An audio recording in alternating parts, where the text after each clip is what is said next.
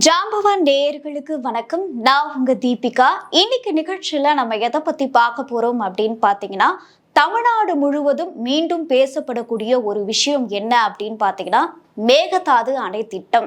இந்த மேகதாது அணை திட்டத்திற்காக தமிழக முதலமைச்சர் விஜய் அவர்கள் சட்டப்பேரவையில ஒரு தனி தீர்மானம் கொண்டு வந்து அதற்கு எதிர்ப்புமே தெரிவிச்சிருக்காரு. இந்த திட்டத்தை கர்நாடக அரசு எதற்காக செயல்படுத்தணும்னு நினைக்கிறாங்க, இதற்கு தமிழக அரசு ஏன் எதிர்ப்பு தெரிவிக்கிறாங்க, இதனால மக்களுக்கு என்ன பாதிப்பு அப்படின்றத பத்தி தான் இன்னைக்கு இந்த வீடியோல நம்ம பார்க்க போறோம்.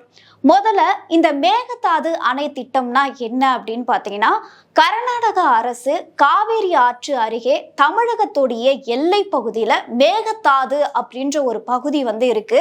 அந்த இடத்துல 9,000 கோடி செலவு பண்ணி ஒரு அணை கட்டுறதுக்காக திட்டமிடுறாங்க. அதாவது பெங்களூர் மக்களுக்கு குடிநீர் வழங்குறதுக்காகவும் மின்சார உற்பத்தி செய்யறதுக்காகவும் இந்த திட்டத்தை கொண்டு வராங்க. ஸோ இது ஒரு நல்ல திட்டம் தானே. அங்கே இருக்கக்கூடிய பகுதி மக்களுக்கு தண்ணி கிடைக்குது, மின்சாரம் கிடைக்குது அப்படின்னா அப்போ நம்ம அரசு சப்போர்ட் பண்றதுல என்ன தப்பு அப்படின்னு நிறைய பேர் கேள்வி கேட்கலாம். ஆனா இந்த ஒரு விஷயத்தினால தமிழகத்துக்கு ஒரு நெருக்கடியை உருவாக்கி இருக்கு அப்படின்னு தான் நம்ம எடுத்துக்கணும். இதனால தமிழகத்துக்கு என்ன பிரச்சனை அப்படின்னு பாத்தீங்கன்னா, கர்நாடக அரசு அந்த மேகதாது அணையை கட்டிட்டாங்க அப்படின்னா தமிழகத்துல தண்ணீர் பற்றாக்குறை ஏற்படுறதுக்கான வாய்ப்பு இருக்கு அப்படின்றது தான் தமிழகத்துடைய ஒரு கவலையா இருக்கு. ஏன்னா அதாவது மேகதாது அணை மேலே கட்டுறாங்க. அதாவது மேலே போடுற தண்ணியெல்லாம் கர்நாடக அரசும் கீழே வர தண்ணியெல்லாம் தமிழகத்துக்கும் யூஸ் பண்ணிட்டு இருக்காங்க. இந்த சூழ்நிலை கர்நாடக அரசு அங்க அணை கட்டிட்டாங்க அப்படின்னா இதனால தமிழகத்துக்கு தண்ணீர் பற்றாக்குறை ஏற்படும் அப்படின்னு சொல்றாங்க. ஏன்னா நம்ம தமிழகத்தை பொறுத்த வரைக்கும் டெல்டா பகுதியில் இருக்கக்கூடிய விவசாயிகள் எல்லாருமே இந்த காவேரி தண்ணீரை நம்பிதான் விவசாயம் பண்ணிட்டு இருக்காங்க.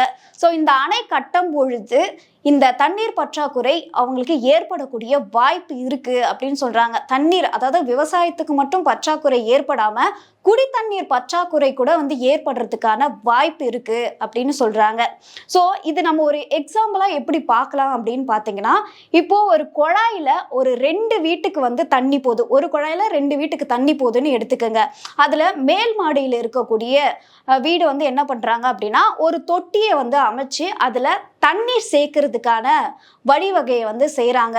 அப்போ உடனே கீழ் வீட்டுக்காரங்களுக்கு என்ன தோணும், அவங்க மேல ஒரு தொட்டி அமைச்சு தண்ணீர் சேர்க்க ஆரம்பிச்சிட்டாங்கன்னா நமக்கு தண்ணி வராம போயிடுமோ அப்படின்ற ஒரு பயம், ஒரு கவலை இருக்கும் இல்லையா. ஸோ இந்த சூழ்நிலைக்கு தான் இந்த ஒரு திட்டம் தமிழகத்தை தள்ளி இருக்கு. ஸோ இதனாலதான் தமிழக அரசு இதுக்கு எதிர்ப்புமே தெரிவிக்கிறாங்க. ஸோ விஜய் அவர்கள் இதற்கு என்ன தீர்மானம் கொண்டு வந்திருக்காரு அப்படின்னு பாத்தீங்கன்னா, மத்திய அரசு கிட்ட ஒரு தீர்மானத்தை கொண்டு ஒரு கோரிக்கையை வைக்கிறாரு. என்ன அப்படின்னா, மேகதாது அணையை கட்டுவதற்கு நீங்க கர்நாடக அரசுக்கு சப்போர்ட் பண்ணக்கூடாது, அதற்கு அனுமதி வழங்கக்கூடாது, அந்த முயற்சியில் ஈடுபட்டாலுமே அதை நீங்க நிப்பாட்டுறதுக்கான நடவடிக்கையை எடுக்கணும் அப்படின்னு சொல்லி கேட்கிறாரு.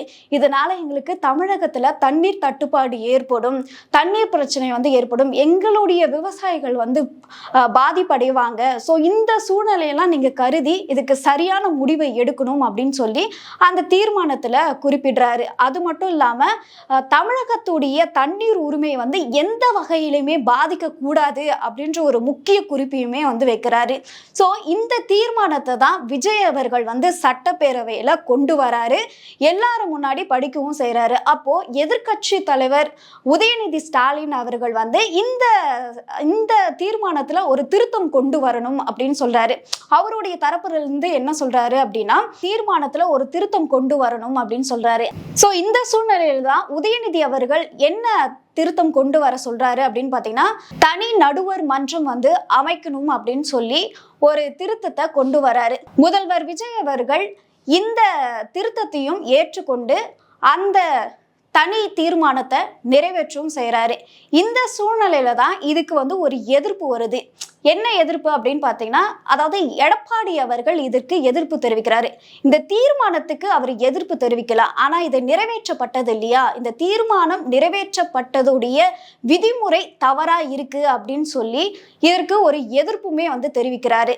இதற்கு சபாநாயகர் அவர்கள்லாம் என்ன சொல்றாரு அப்படின்னா, இந்த தீர்மானம் நிறைவேற்றப்படும் பொழுதே அவரு எதிர்ப்பு தெரிவிச்சிருக்கணும். அப்போ அமைதியா இருந்துட்டு அடுத்த நாள் இந்த விதிமுறை சரியில்லை, இது கொண்டு வந்தது சரியில்லை அப்படின்னு சொல்லி அதை கொண்டு வந்த விஷயத்தை வச்சு பிரச்சனை பண்றது சரியில்லை அப்படின்னு சொல்லி அதுக்கு ஒரு பதிலுமே கொடுக்குறாரு. ஸோ சட்டப்பேரவையில் எடப்பாடி அவர்கள் வெளிநடப்பு செஞ்சதையும் நம்ம பார்த்துருந்தோம். ஸோ இந்த தீர்மானம் அப்படின்றது ரொம்பவே ஒரு முக்கியமான விஷயமா இப்ப பார்க்கப்படுது. இதை பத்தி எல்லாருமே பேசிட்டு இருக்காங்க. சரி, இதனால ஃபியூச்சர்ல என்ன ஒரு தாக்கத்தை உண்டு பண்ணும் அப்படின்னு பாத்தீங்கன்னா, உடனே இந்த தீர்மானம் வேகத்தாதை அணையை கட்டுறதுக்கு ஸ்டாப் பண்ணுமா அப்படின்னு கேட்டா கண்டிப்பா அது ஸ்டாப் பண்ணாது. இது எதற்காக கொண்டு வந்திருக்காங்க அப்படின்னு பாத்தீங்கன்னா, அதாவது நாங்க இந்த மேகதாது அணையை கட்டுவதற்கு தமிழகம் ஒரு பொழுதும் ஒத்துக்காது, அதுக்கு எதிர்ப்பு தெரிவிக்கிறோம் அப்படின்ற ஒரு விஷயத்தை தெரியப்படுத்துறதுக்காக தான் இந்த ஒரு தீர்மானத்தை கொண்டு வராங்க. மத்திய அரசுக்கும் கர்நாடக அரசுக்கும் தெரியப்படுத்துறதுக்காக தான் இந்த ஒரு தீர்மானத்தை கொண்டு வராங்க. ஃபியூச்சர்ல நீதிமன்றத்துக்கோ இல்ல மத்திய அரசுடைய விவாதத்துக்கோ இது போச்சு அப்படின்னா ஆரம்பத்துல இருந்தே நாங்க இதுக்கு எதிர்ப்பு தான் தெரிவிச்சுட்டு வரோம். எங்களுடைய தண்ணீர் உரிமை பாதுகாக்கப்பட வேண்டும் அப்படின்னு சொல்லி நாங்க குரல் கொடுத்துட்டு தான் இருக்கோம் அப்படின்னு சொல்றதுக்கு ஒரு ஆதாரமா தான் இந்த தனி தீர்மானம் நமக்கு யூஸ் ஆகும். ஸோ இதனால தான் இதை கொண்டு வந்திருக்காங்க. இது இப்போ சட்டப்பேரவையில மிகப்பெரிய பேசும் பொருளா ஆகியிருக்கு. இதை பத்தி நீங்க என்ன நினைக்கிறீங்கன்னு சொல்லி கமெண்ட் பண்ணுங்க.